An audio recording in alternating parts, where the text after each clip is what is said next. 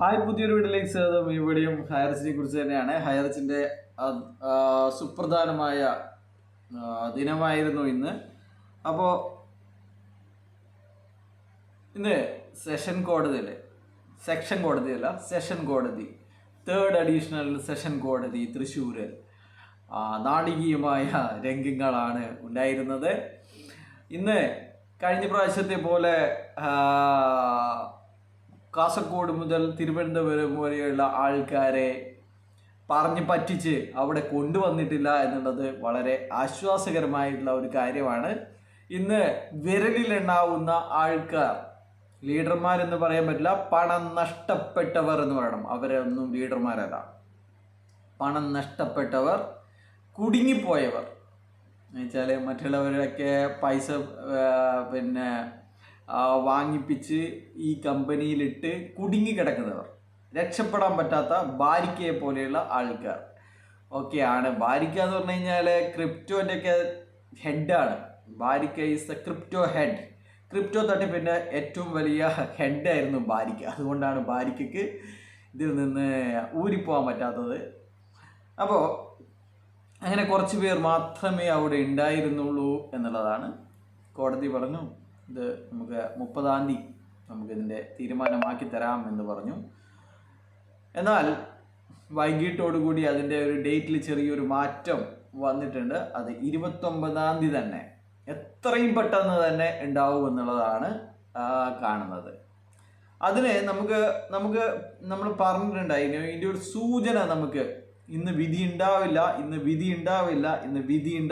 എന്ന് നിരവധി തവണ പറഞ്ഞതാണ്. ഇന്ന് വിധിയല്ല, ഇന്ന് നമുക്കൊരു സൂചനയാണ് കിട്ടാൻ പോകുന്നത്. സൂചന തന്നെയാണ് വക്കീലന്മാരുടെ ഇല്ലായ്മ, അവിടെ വക്കീലന്മാരില്ലാത്തത്, വലിയ വലിയ ലീഡർമാർ ഇല്ലാത്തത്. അതുപോലെ തന്നെ ഇന്നലെ എന്തിന് ഇതേ കേസിൽ ചേർപ്പ് പോലീസ് സ്റ്റേഷൻ രജിസ്റ്റർ ചെയ്ത 1070/2023 എന്ന FIR എന്തിന് പ്രതാപൻ മുൻകൂർ ജാമ്യാപേക്ഷ സമർപ്പിച്ചു എന്നുള്ളതാണ്. ഇന്നലെ അതിൻ്റെ കേസ് നമ്പർ എന്ന് പറയുന്നത് 1072/2024, രജിസ്ട്രേഷൻ ഡേറ്റ് 22/11/2024. നമ്മുടെ സെയിം വക്കീൽ വാസവൻ AP പ്രതാപിന് വേണ്ടി മുൻകൂർ ജാമ്യാപേക്ഷ സമർപ്പിച്ചിരിക്കുകയാണ്. ഇതേ കേസിലെ ഇവർക്കറിയാം ചിലപ്പോൾ ഇന്ന് വിധി ഉണ്ടായാലോ എന്ന് വിചാരിച്ചിട്ട് ഇന്ന് ഇവരുടെ സാധനങ്ങളൊക്കെ അറ്റാച്ച് ചെയ്തോളൂ, ഇവനെ പിടിച്ചകത്തിട്ടോളൂ എന്നുള്ള വിധി ഇവർ ഭയക്കുന്നുണ്ട്. അതുകൊണ്ടാണ് ഇന്നലെ തന്നെ പോയിട്ട് ഈ ഒരു മുൻകൂർ ജാമ്യാപേക്ഷ കോഡ് ഓഫ് ക്രിമിനൽ പ്രൊസീജിയർ 437 പ്രകാരമുള്ള നടപടിക്രമങ്ങൾ പാലിച്ചിരിക്കുന്നത് എന്നുള്ളതാണ്. അപ്പോൾ ഇതൊരു മണി ചെയിൻ ആണെന്നും അൺറെഗുലേറ്റഡ് ഡെപ്പോസിറ്റ് സ്കീമാണെന്നും ഇവർക്ക് ഉത്തമ ബോധ്യമുണ്ട് എന്നുള്ളതാണ്. അതുകൊണ്ട് തന്നെയാണ് ഇവർ മുൻകൂട്ടി കാണുന്നത് അറസ്റ്റ് ഉണ്ടായേക്കും എന്നുള്ളത്. ഇത് മണി ചെയിൻ ആണ്, ഇത് അൺറെഗുലേറ്റഡ് ഡെപ്പോസിറ്റ് സ്കീമാണ്. ഇവരുടെ ആസ്തികളൊക്കെ പെർമനന്റ് അറ്റാച്ച്മെന്റ് ആക്കണം എന്ന് പറഞ്ഞു കഴിഞ്ഞാൽ വേറെ ചോദ്യവും പറച്ചിലൊന്നുമില്ല. 10 വർഷം വരെ തടവ് കിട്ടുന്ന ശിക്ഷയാണ് ഇത് ഉള്ളത്. അതുകൊണ്ട് തന്നെ ഇത്തരത്തിലുള്ള നിയമപരമായിട്ടുള്ള പരിരക്ഷ തേടുന്നതിൽ ഒരു തെറ്റുമില്ല എന്നുള്ളതാണ്. ഇപ്പോൾ നമുക്ക് ഒരു കേസ് വരുന്നുണ്ട് എന്നറിഞ്ഞു കഴിഞ്ഞാൽ സ്വാഭാവികമായിട്ടും നമ്മൾ മുൻകൂർ ജാമ്യാപേക്ഷ എടുക്കും. നമുക്ക് ഒരു കേസുമില്ല, അല്ലേ, നമുക്ക് യാതൊരുവിധ കേസുമില്ല എങ്കിൽ നമ്മൾ ആരെങ്കിലും മുൻകൂർ ജാമ്യാപേക്ഷയ്ക്ക് ശ്രമിക്കുമോ? നിങ്ങൾ ശ്രമിച്ചിട്ടുണ്ടോ? ഈ കേൾക്കുന്ന ആരെങ്കിലും മുൻകൂർ ജാമ്യാപേക്ഷ വെറുതെ കിടക്കട്ടെ എന്ന് പറഞ്ഞിട്ട് ചെയ്തിട്ടുണ്ടോ? ഞാൻ എടുക്കുന്നുണ്ടോ? അപ്പോൾ നമ്മൾ തെറ്റ് ചെയ്തിട്ടുണ്ട്, അത് നിയമത്തിൻ്റെ എങ്ങനെയെങ്കിലും പറഞ്ഞിട്ട് നിയമത്തിൻ്റെ പരിരക്ഷ നമുക്ക് കുറച്ച് ദിവസത്തേക്കാണെങ്കിലും കിട്ടുമോ എന്ന് കരുതിയിട്ടാണ് ഇത്തരത്തിൽ തിടുക്കപ്പെട്ട് എന്തേ ഇതിൻ്റെ വിധി വരാൻ കാത്തിക്കാത്തത്? വിധി വന്നിട്ട് മതിയില്ലേ ഈ മുൻകൂർ ജാമ്യാപേക്ഷയ്ക്ക് ശ്രമിക്കുന്നത്? ഇപ്പോൾ മനസ്സിലാക്കുന്നത് 50-ലധികം കേസുകൾ കടന്നു എന്നുള്ളതാണ്. 50-ലധികം കേസുകൾ കടന്നു. എല്ലാ പോലീസ് സ്റ്റേഷനിലും വളരെ കാര്യക്ഷമമായിട്ട് കേസ് അന്വേഷിക്കുന്നു. FIR ഇട്ട കേസുകളൊക്കെ അവർ ആഴ്ചയിൽ 2-3 തവണ ഇതിനെക്കുറിച്ച് അന്വേഷിക്കാൻ വേണ്ടി വിളിക്കുന്നു, ഇവരുടെ പ്രൂഫ് സമർപ്പിക്കുന്നു. എന്ത് രീതിയിലാണ് കാര്യങ്ങളൊക്കെ വളരെ സ്പീഡായിട്ടാണ് പോകുന്നത്. അപ്പോൾ ഇതാണ് ആ സൂചന എന്ന് പറയുന്നത്, പരാജയം സമ്മതിച്ചിരിക്കുന്നു എന്നുള്ളതാണ്. നമുക്ക് കുട്ടി ലീഡർമാരുടെ പരാജയം സമ്മതിക്കില്ല എന്ന് പറയുന്നത് അവർ മറ്റ് ഗ്രൂപ്പുകളിൽ നിന്നൊക്കെ ഇവരുടെ കുഞ്ഞാടുകളോട് എക്സിറ്റ് ആയിട്ട് വരാൻ വേണ്ടി പറയുകയാണ്, ആരും ഒന്നും അറിയരുത്. അതുകൊണ്ടാണ് ഇവർ മറ്റുള്ള ഗ്രൂപ്പുകളിൽ നിന്നൊക്കെ എക്സിറ്റ് ആവാൻ പറയുന്നത്. നമ്മൾ പറയും എന്താണ് സത്യം. ഇന്ന് സാധാരണഗതിയിൽ ഞാൻ പറഞ്ഞു, ഇത് എന്നെ ബന്ധപ്പെടുന്ന ഒരാളോട് പറഞ്ഞു, ഇത് കഴിഞ്ഞ 2 സിറ്റിങ്ങിൽ 16-ാം തീയതിയും 18-ാം തീയതിയും വളരെ വ്യക്തമായിട്ട് ചർച്ച മുഴുവൻ ബോണ്ടിനെ കുറിച്ചായിരുന്നു, മോർട്ടേജ് ക്യാപിറ്റൽ ബോണ്ടിനെ കുറിച്ചായിരുന്നു.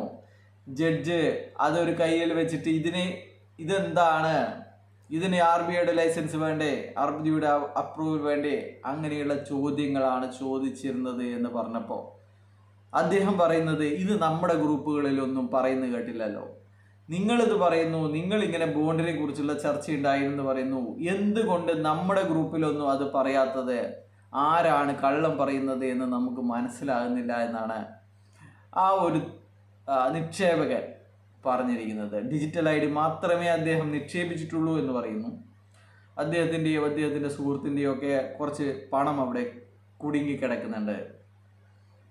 അപ്പോൾ അദ്ദേഹം എന്നോട് പറഞ്ഞാണ്, നിങ്ങളിത് പറയുന്നു 2 ദിവസം ബോണ്ടിനെ കുറിച്ചുള്ള ചർച്ചയുണ്ടായിരുന്നു, സ്ക്രീനിൽ ബോണ്ട് കാണിച്ചിരുന്നു, വെബ്സൈറ്റ് കാണിച്ചിരുന്നു എന്നൊക്കെ. പക്ഷേങ്കിൽ നമ്മുടെ ഗ്രൂപ്പുകളിൽ 1000-ലധികം ആൾക്കാരുണ്ട്, എങ്കിലും ഒരാൾ പോലും ബോണ്ടിനെ കുറിച്ച് പറയുന്നില്ലല്ലോ, എന്താണത് എന്ന്. ഞാൻ പറഞ്ഞു, അത് തന്നെയാണ് പ്രശ്നം. അതുകൊണ്ട് തന്നെയാണ് നിങ്ങളെല്ലാവരോടും ഗ്രൂപ്പുകളിൽ നിന്ന് എക്സിറ്റ് ആവാൻ വേണ്ടി പറയുന്നത്. 750-ൻ്റെയും 10,000-ൻ്റെയും പൈസ വാങ്ങിക്കുന്നു എന്നുള്ള പരാതി അന്വേഷിച്ചു പോയപ്പോൾ പോലീസും കോടതിയും കണ്ടെത്തിയത് 5 ലക്ഷത്തിൻ്റെയും 10 ലക്ഷത്തിൻ്റെയും വലിയ തുകകൾ, കോടികൾ കൈപ്പറ്റിയതിൻ്റെ രേഖകളാണ്. ഒരുപാട് സ്ത്രീകൾ എന്നെ ചീത്ത പറയുന്നു, ആൾക്കാരെ ചീത്ത പറയുന്നു, ശപിക്കുന്നു, എന്തൊക്കെയോ പറയുന്നു. കാര്യമാക്കുന്നില്ല. കാരണം നിങ്ങൾക്ക് പണം നഷ്ടപ്പെട്ടവരാണ്. ഞാൻ പറയുന്നതും പ്രവർത്തിക്കുന്നതും ഇന്ത്യയിലെ നിയമം എന്താണോ അതുവഴി ഇവിടെ ഒരു നിയമം പുലരണം, പണം നഷ്ടപ്പെട്ടവർക്ക് നീതി കിട്ടണം എന്നതിനെ കുറിച്ചാണ്. അതിന് നിങ്ങൾ ഒരുപാട് ആൾക്കാരെ വിവരമില്ലാതെ, ഇതിനെക്കുറിച്ച് ബോധവാന്മാരാവാതെ ഒരുപാട് ആൾക്കാർ പറയുന്നുണ്ട്. അതൊന്നും എന്നെ ബാധിക്കുന്നില്ല, നിങ്ങൾ ശപിച്ചോളൂ, ഒരു പ്രശ്നമില്ല. പക്ഷേ എങ്കിൽ അനാവശ്യമായിട്ട് ഇൻബോക്സിലും മറ്റു ഗ്രൂപ്പുകളിലും ഒക്കെ പറയുമ്പോൾ, ഒരു തെളിവിൽ ഉണ്ടാക്കുമ്പോൾ നമ്മൾ അതിൻ്റെതായ നടപടികളിലേക്ക് കടക്കുമെന്നുള്ളതാണ്.